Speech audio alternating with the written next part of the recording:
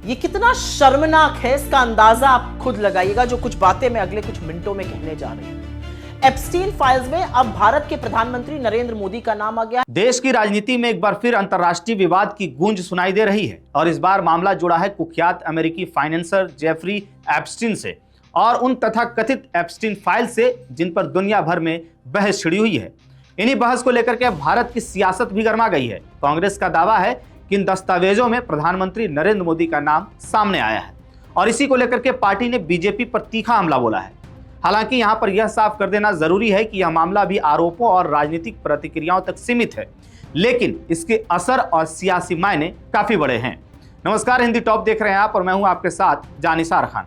दरअसल शुक्रवार को कांग्रेस नेता पवन खेड़ा ने सोशल मीडिया प्लेटफॉर्म एक्स पर दावा किया कि एप्स्टीन के एक दस्तावेज में प्रधानमंत्री नरेंद्र मोदी का जिक्र है। खेड़ा के अनुसार एप्स्टीन ने लिखा कि प्रधानमंत्री नरेंद्र मोदी ने उनकी सलाह ली और इजराइल में नाचे और गाए जो अमेरिकी राष्ट्रपति के फायदे के लिए था। साथ ही उसने इट वर्कड शब्द भी लिखा। पवन खेड़ा ने वहीं प्रधानमंत्री नरेंद्र मोदी से 3 सवाल भी पूछे हैं। उन्होंने लिखा कि एप्स्टीन से कौन सी सलाह ली गई थी और इजराइल में अमेरिकी राष्ट्रपति के लाभ के लिए नृत्य गायन का क्या मतलब है। इसके साथ ही पवन खेड़ा ने उस शब्द का भी जिक्र किया जो लास्ट में लिखा गया था, यानी कि इट वर्कड। इससे क्या तात्पर्य है। हालांकि भाजपा नेता अमित मालवीय ने कांग्रेस की ओर से लगाए गए आरोपों को फर्जी करार देते हुए कहा कि कांग्रेस का यह सनसनीखेज दावा तथ्यों को पूरी तरह से तोड़ मरोड़ करके पेश किया जाना है कि जेफरी एप्स्टीन ने प्रधानमंत्री नरेंद्र मोदी के बारे में लिखा था कि मोदी ने एक अमेरिकी राष्ट्रपति के लाभ के लिए इजराइल में नाचने और गाने को लेकर के कथित तौर पर उनकी यानी कि एप्स्टीन की सलाह ली थी, जो तथ्यों को तोड़ मरोड़ करके प्रस्तुत करना है। ऐसा अमित मालवीय का कहना है। दरअसल इस पूरे मामले पर कांग्रेस का आरोप है कि बीजेपी सरकार चुनिंदा मुद्दों पर तो तुरंत प्रतिक्रिया देती है, लेकिन जब सवाल सीधे सत्ता के शीर्ष तक पहुंचते हैं तो जांच और जवाबदेही की मांग को राजनीतिक साजिश बता करके खारिज कर दिया जाता है। बता दें कि इस पूरे विवाद की जड़ में है तथाकथित एप्स्टीन फाइल्स, जिन्हें अमेरिका में अदालतों और जांच एजेंसियों से जुड़े दस्तावेजों का हिस्सा बताया जा रहा है। इन फाइल्स में दुनिया के कई प्रभावशाली नेताओं, बिजनेस टाइकून और सार्वजनिक हस्तियों के नाम को लेकर के पहले से ही बहस चल रही है। लेकिन यहाँ पर एक अहम बात समझना यह जरूरी है कि इन फाइल्स में नामों का जिक्र होना और किसी अपराध में सीधे तौर पर दोषी साबित होना दो बिल्कुल अलग अलग बातें हैं। और यही वजह है कि बीजेपी और सरकार समर्थक हलकों ने कांग्रेस के आरोपों को बिना सबूत का राजनीतिक हमला करार दिया है।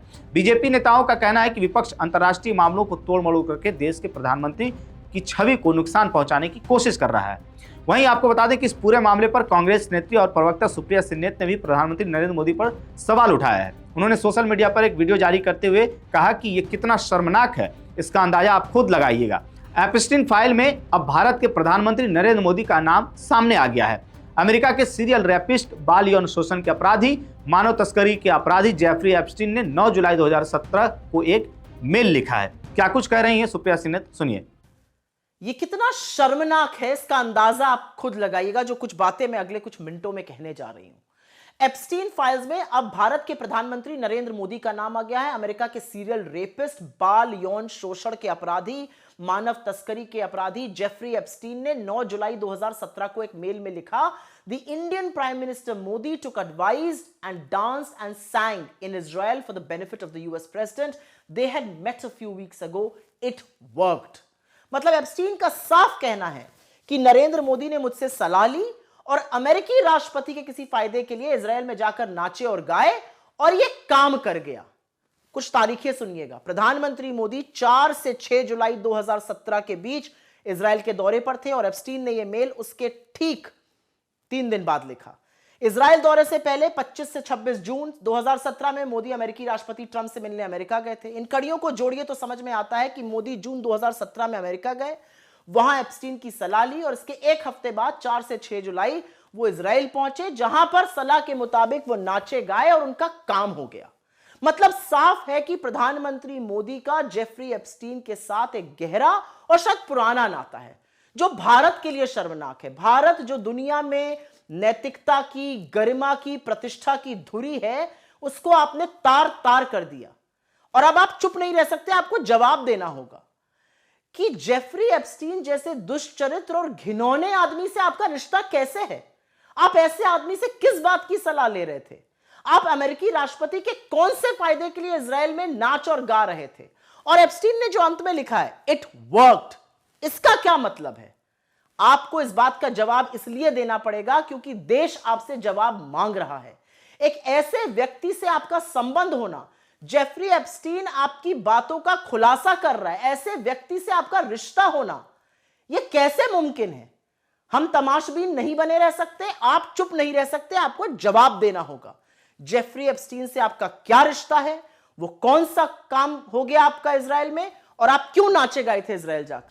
वहीं मोदी सरकार ने शुक्रवार को प्रधानमंत्री नरेंद्र मोदी का नाम सामने आने के बाद उसे बकवास बताते हुए किसी भी प्रकार की आशंका को तुरंत खारिज कर दिया। विदेश मंत्रालय के प्रवक्ता रणधीर जायसवाल ने कहा कि हमें तथाकथित एप्स्टीन फाइलों से संबंधित एक ईमेल संदेश की रिपोर्ट मिली है जिसमें प्रधानमंत्री और उनकी इजराइल यात्रा का जिक्र है। जुलाई 2017 में प्रधानमंत्री की इजराइल की आधिकारिक यात्रा के अलावा ईमेल में बाकी सभी बातें एक दोषी अपराधी की तुच्छ बकवास मात्र हैं, जिन्हें पूरी तरह से नकारा जाना चाहिए। बता दें कि भारतीय विदेश मंत्रालय की यह टिप्पणी अमेरिकी न्याय विभाग द्वारा एप्स्टीन से संबंधित अपनी जांच फाइलों से बड़ी मात्रा में नए रिकॉर्ड जारी करने के कुछ घंटे बाद आई है। बता दें कि कांग्रेस का यह हमला ऐसे समय में सामने आया है जब हाल के महीनों में एप्स्टीन से जुड़े कई दस्तावेज सार्वजनिक किए गए हैं, जिनमें विभिन्न विश्व नेताओं और हस्तियों के नामों का जिक्र है। हालांकि रिपोर्ट्स में स्पष्ट नहीं है कि प्रधानमंत्री मोदी का नाम किसी आपराधिक संदर्भ में है या केवल एप्स्टीन की नेटवर्किंग प्रयासों में। फिलहाल सच यही है कि एप्स्टीन फाइल को लेकर के भारत में जो कुछ भी कहा जा रहा है वह राजनीतिक दावों और प्रतिक्रियाओं के दायरे में है, न कि किसी कानूनी निष्कर्ष के। लेकिन इतना तय है कि यह विवाद आने वाले दिनों में संसद से लेकर के सोशल मीडिया तक और तेज होने वाला है। तो इस खबर पर आपकी क्या राय है, आप क्या सोचते हैं, कमेंट बॉक्स में जरूर बताइएगा। मेरा नाम है जानिसार खान, आप देख रहे हैं द हिंदी टॉप। वीडियो अच्छी लगे तो चैनल को सब्सक्राइब कीजिएगा और हमें इंस्टा, फेसबुक और एक्स पर भी फॉलो कीजिएगा।